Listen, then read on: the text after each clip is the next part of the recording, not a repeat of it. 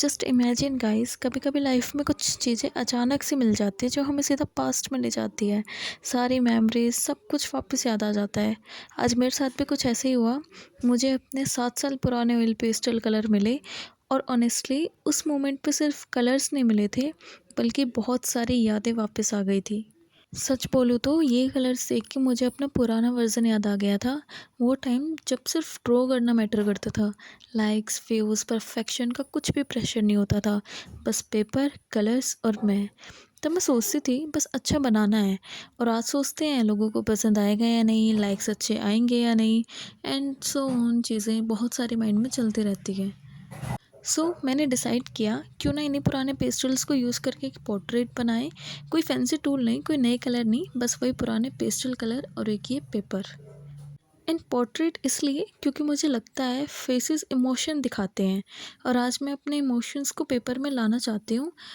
And सबसे पहले मैंने लाइट स्केच ड्रॉ कर लिया है। अब इन कलर्स को यूज़ करके इनमें जान डाल देंगे एक तरह से कागज़ के अंदर।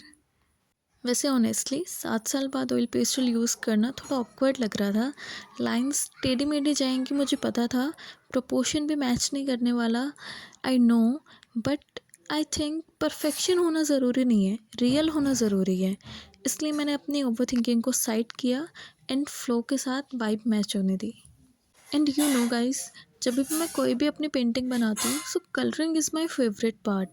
ऑयल पेस्टल का टेक्सचर बहुत अलग होता है, थोड़ा मैसी सा, अनप्रिडिक्टेबल, पर काफ़ी सेटिस्फाइंग। और मेरे ये पुराने कलर्स कुछ तो बिल्कुल ही स्मूथ चल रहे थे, लेकिन कुछ बिल्कुल भी कॉपरेट नहीं कर रहे थे, क्योंकि इतने साल बाद ये थोड़े खुद भी डैमेज हो चुके थे। वाइट, ब्लैक, ये तो मेरे पास था ही नहीं, पता नहीं कहाँ खो गया था। बट कुछ भी कहो, ये फीलिंग प्राइसलेस थी मेरे लिए। और जब मैंने देखा ब्लैक कलर मेरे पास है ही नहीं एंड मुझे आईब्रोज़ एंड बाल बनाने हैं, तो मुझे लगा कि शायद मुझसे अब होगा ही नहीं, मुझे बीच में ही ये प्लान ड्रॉप कर देना चाहिए। पर फिर मैंने सोचा ये वही कलर्स हैं जिनसे मैंने इतनी ड्राइंग करी है, सीखी है। And really you know guys, पहले मैं बिल्कुल पेंटिंग या ड्राइंग कुछ भी नहीं करती थी। बट जब मैंने इन कलर्स को यूज़ करना स्टार्ट किया, I fall in love with drawing guys. I don't no आप इस फीलिंग को समझ पा रहे होगे या नहीं, बट अगर कोई भी आर्टिस्ट इस वीडियो को देख रहा होगा तो वो ज़रूर समझ पाएगा। या कोई भी बच्चा, जैसे बच्चे कलर के साथ खो जाते हैं, उनसे खेलने लगते हैं, वो भी बिना किसी परफेक्शन की फ़िक्र किए बिना। ऐसा ही कुछ मेरा हाल था उस टाइम। एंड मैंने सोचा आज भी उसी फीलिंग के साथ ड्रॉ किया जाए। ब्लैक नहीं है तो क्या, ब्राउन यूज़ कर लो, ब्लू यूज़ कर लो, कुछ भी यूज़ करो, बस बनाओ। एंड आज ये पेंटिंग करते हुए मुझे ये समझ आया, टूल्स पुराने हो सकते हैं पर विज़न नया होता है। तब मैं प्रूफ चाहती थी कि मैं अच्छी आर्टिस्ट हूँ या नहीं। आज मैं बस फील करना चाहती हूँ कि मैंने जो ये पेंटिंग इतने टाइम से करी है, सीखी है, वो शायद मेरे रियल ग्रोथ है। एंड इन कलर के साथ पेंटिंग करते हुए मुझे फील तो हो रहा था कि ये थोड़े हार्ड हो चुके हैं। एजेस स्मूथ नहीं है बिल्कुल भी, पर ग्रिप अभी भी वही है। बट ऑनेस्टली मुझे ये सब पसंद आ रहा था, एकदम मज़ा आ रहा था, फ़ील कर रही थी मैं इस वाइब को। क्योंकि अब मुझे पता है लिमिटेशंस क्रिएटिविटी को रोकती नहीं, डायरेक्शन देती है। एंड इस पोर्ट्रेट को बनाते हुए मैंने बिल्कुल फ़िक्र नहीं करी है कि डिटेल्स कैसी बनेंगी, हाइलाइट्स होगा या नहीं होगा। मैंने बस अपनी वाइब को एंजॉय किया है। And you know guys, oil pastels को पेपर पे ज़ोर से रब नहीं करना होता, एकदम लाइटली, जैसे सरफेस को फील करा रहे हो, इसी तरह से इसको यूज़ करना होता है, एकदम हल्के हाथ से। एंड इस वीडियो के अंदर ब्लेंडिंग मैंने बिल्कुल भी नहीं की है, बस हल्का हल्का सा टेक्सचर देने के लिए इन कलर्स को यूज़ किया है, एकदम लाइट वे में। And you know guys, nose बनाते वक्त मैंने कभी भी परफेक्ट आउटलाइन तो नहीं बनाई है, सिर्फ कलर का यूज़ करके शेडोज़ और लाइट पे काम किया है। एंड आपको पता है ऑयल पेस्टल का सबसे बड़ा फ़ायदा ये है कि हम हार्ड लाइंस के बिना भी फॉर्म दिखा सकते हैं। फॉर एग्ज़ाम्पल, हमें बस परफेक्ट शेडोज़ ड्रॉ करनी है एंड हमारी नोज़ भी तैयार। एंड अब फटाफट से अपने शेडो को डिपेंड कर लेते हैं। जो भी हमारा शेडो वाला पार्ट है, चाहे वो चिकन एरिया हो, चीक्स वाला पार्ट, एंड चाहे वो हमारा फॉरहेड वाला पार्ट हो, वो सबको हम फटाफट से डिपेंड कर लेते हैं। एंड यू नो गाइस, जैसे कि ब्लैक कलर तो मेरे पास है ही नहीं, हम अपने ब्राउन को यूज़ करते हैं इसके लिए भी। एंड अभी आपको लग रहा होगा ये इस पेंटिंग का एकदम अगली स्टेज है, बट ट्रस्ट में गाइस, हर पेंटिंग का एक अगली स्टेज होता है जहाँ पे हमें लगता है ये क्या बना दिया, बट आई नो पिक्चर अभी बाकी है। तो चलो आते हैं वापस अपनी पेंटिंग की तरफ, फटाफट से इसको कंप्लीट करते हैं, फील करते हैं एंड देखते हैं क्या रिज़ल्ट आता है हमारा इन द एंड। सो फटाफट से आते हैं अपनी पेंटिंग की तरफ। तो सबसे पहले मैंने जितने भी डार्कर एरियाज थे उसको कवर अप कर दिया। एंड ये देखो गाइस, ये स्किन कलर की हालत कितनी ख़राब हो चुकी है, कितना गंदा हो रहा है ये। सबसे पहले तो मुझे इसको साफ़ करना पड़ेगा, वरना इस पे जो ये अलग अलग कलर्स के पार्टिकल लगे हुए हैं यही हमारे पेंटिंग के साथ मर्ज हो जाएंगे। तो करते हैं इसको फटाफट से क्लीन एंड फिर इसको यूज़ करेंगे हम अपनी पेंटिंग के अंदर। तो इसको साफ़ करते हैं। एंड ये देखो, मैंने सिर्फ टिप को साफ़ किया है क्योंकि आई थिंक इतना इनफ है, हमें फेस ही तो बनाना है। सो फटाफट से अब इसको यूज़ करते हैं हम अपनी पेंटिंग के अंदर।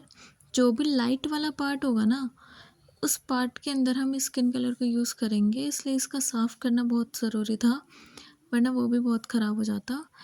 एंड आपने अगर मेरी वो वाली वीडियो देखी है जिसके अंदर मैंने वाटर कलर से पेंटिंग करना बताया था कि आप कैसे रियलिस्टिक फेस की पेंटिंग आप कर सकते हो, फेस ड्रॉ कर सकते हो by using normal water colours, तो आपने उसमें देखा होगा कि मैंने आपको एक टेक्निक बताई थी जो हर मीडियम के साथ यूज़ होती है। अगर आप ऑयल पेस्टल यूज़ कर रहे हो, पेंटिंग कलर यूज़ कर रहे हो, या फिर पेंसिल कलर क्यों ना यूज़ करो, सब में एक ही टेक्निक यूज़ होती है, वो होती है लाइट टू डार्क टेक्निक। कोई भी चीज़ अगर आपको रियलिस्टिक बनानी है तो उस टेक्निक का ही यूज़ करते हैं अपने ऑब्जेक्ट को, अपनी ड्राइंग को रियलिस्टिक लुक देने के लिए। एंड इस टेक्निक को सीखने के लिए आप कमेंट कर सकते हो या वो वीडियो दोबारा जाके देख सकते हो, उसके अंदर भी मैंने अच्छे से एक्सप्लेन किया हुआ है कैसे आप पहले लाइटर शेड दे के उसके बाद उसके ऊपर डार्क शेड अप्लाई करके अपने पेंटिंग के अंदर रियल टेक्सचर डाल सकते हो। सो करते हैं इसके अंदर भी हम सारे जितने भी लाइट वाला पार्ट होता है ना, उसको हाईलाइट करने के लिए स्किन कलर को ही डायरेक्ट यूज़ कर लेंगे। एंड वैसे भी ये वीडियो तो नॉर्मली एक टेस्ट है, एक फीलिंग है, जब हम अपने पुराने चीज़ को दोबारा से यूज़ करते हैं, है ना, एक मेमोरीज़ को दोबारा से जीने का तरीका है। आपके साथ भी तो ऐसा हुआ होगा ना, जब आपको अपनी कोई स्कूल टाइम की बहुत पहले की या कभी की भी कोई चीज़ मिली हो जिसके साथ आपकी बहुत सारी पुरानी यादें जुड़ी हो, तो मे बी आप इस इमोशन को फील कर पाओगे, ऐसा कुछ इमेजिन करके कि इस टाइम मेरी क्या फीलिंग है। And you know guys, artist के अंदर की फीलिंग को समझना बहुत मुश्किल होता है। उसकी हर एक पेंटिंग के अंदर इमोशंस होते हैं। कभी कभी कुछ बातें जो वो किसी से ना कह सके उसको एक्सप्लेन करने का एक मीडियम बनती है पेंटिंग्स। कभी कभी कुछ ऐसी सिचुएशन या ऐसे सर्कमस्टांसेस जो हम किसी के साथ शेयर नहीं करना चाहते, लेकिन उनको हमेशा अपने दिल में, अपने दिमाग में रखना चाहते हैं, तो उस सिचुएशन को एक्सप्रेस करने का मीडियम भी क्या बनती है, पेंटिंग। सो अगर कोई आर्टिस्ट इस वीडियो को देख रहा होगा या कोई भी ऐसा पर्सन जो पेंटिंग्स करता है या अपनी इन यादों को रखने के लिए कोई और चीज़ करता है, वो तो इस बात को बहुत अच्छे से डीपली समझ पा रहा होगा कि इसका मतलब क्या है।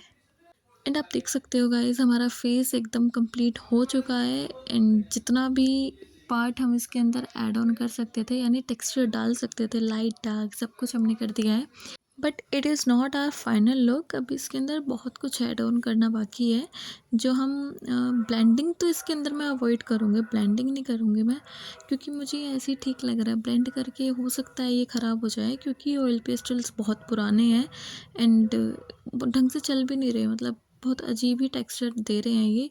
जो रियल या नए ऑयल पेस्टल्स देते हैं जिनको हम रेगुलरली यूज़ करते रहते हैं बेसिकली, वो देता है, वो एकदम स्मूथ टेक्सचर देता है, ये थोड़े हार्ड हैं, तो ये उतना अच्छा टेक्सचर नहीं दे रहे थे। बट फिर भी हमारा फेस फाइनली बिल्कुल अच्छे से कंप्लीट हो गया है। अब बारी है हेयर्स की। अब यहाँ पर भी सेम प्रॉब्लम आती है, हमारे पास ब्लैक कलर नहीं है गाइस, तो हम हेयर्स के अंदर भी जुगाड़ लगाने वाले हैं, जो हमने आईब्रो के टाइम पे करा था। आईब्रो के लिए मैंने यहाँ पे ब्राउन के साथ ब्लू को मिक्स करा है, जिससे मेरा हल्का ब्लैकिश जो है टेक्सचर वो बन गया। आप देख सकते हो आईब्रो ब्लैक दिख रही है, ठीक है। आई डोंट नो हाउ बट ये हो गया। वैसे भी ये टेक्निक मैंने कहीं तो देखी थी, या तो रील्स में या शॉर्ट्स में, I don't know where, but ये काम कर गए गाइस। देखो अब ये हमारे हेयर्स भी कंप्लीट हो चुके हैं एंड काफ़ी अच्छे लग रहे हैं। आई थिंक कभी कभी पुरानी चीज़ों को भी यूज़ कर लेना चाहिए, वो भी काफ़ी अच्छा लुक हमारे पेंटिंग्स के अंदर दे देती है, एक तरह से कह सकते हैं हम जान डाल देती है। तो अब इस कंप्लीट पेंटिंग को एंड करने का टाइम आ गया है। फटाफट से इसका जो क्लॉथ वाला पार्ट है वो भी हम कलर कर देते हैं इसके अंदर। एंड कंट्रास्ट यूज़ करने के लिए मैं इसके साथ येलो कलर सोच रही हूँ कर दूँ, जो थोड़ा हाईलाइट हो। वैसे भी चाहे कुछ भी कलर यूज़ कर लो, जो इसको बनाते हुए जो फीलिंग है, जो वाइब है, वो बिल्कुल ही डिफरेंट है। वैसे तो मैं नॉर्मली डेली पेंटिंग करती हूँ, लेकिन आज एक अलग ही वाइब थी। पता है ये एकदम परफेक्ट तो नहीं बना है, लेकिन जो भी है ठीक है। वैसे भी आज की ये पेंटिंग परफेक्शन के ऊपर नहीं है, ये सेटिस्फेक्शन के ऊपर है कि हमारा मन सेटिस्फाई होना चाहिए बस। इसके साथ साथ गाइस, अगर आपको ये वीडियो अच्छी लगी हो, कंटेंट अच्छा लगा हो, वैसे कंटेंट तो नहीं, ये एक रियलिटी ही है जो आज मैं आपके साथ शेयर करना चाह रही थी। इन पुराने कलर्स को यूज़ करके जो मैंने ड्रॉ किया, वो फीलिंग, वो इमोशंस मैं आपके साथ शेयर करना चाह रही थी। सो अगर आपको ये वीडियो अच्छी लगी हो तो लाइक शेयर सब्सक्राइब कर देना।